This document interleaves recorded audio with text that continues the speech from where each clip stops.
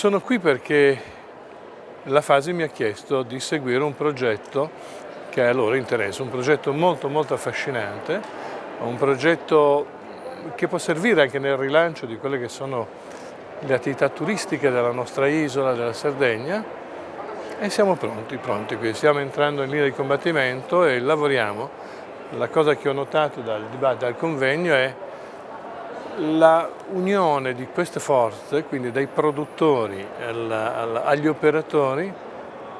nello sforzo di unirsi per vincere una serie di chiamiamoli arretratezze, tra virgolette, della nostra isola sul turismo e di sfruttare l'onda attuale, quella che ci può portare fuori. Il progetto parla di turismo, il turismo è la più grossa industria del mondo, è quella che può sostituire altre attività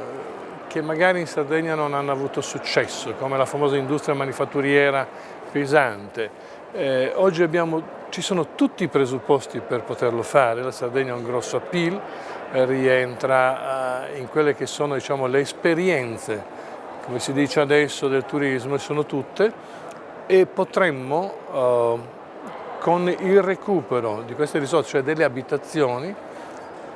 lanciare verso l'estero, se vogliamo, la possibilità di un incoming, un ritorno di ospiti, quindi ospitarli non avendo alberghi nelle case, quindi coprendo anche le periferie, non solo il centro dell'isola, ma ogni parte dell'isola. È un progetto ambizioso, si parla di molte case,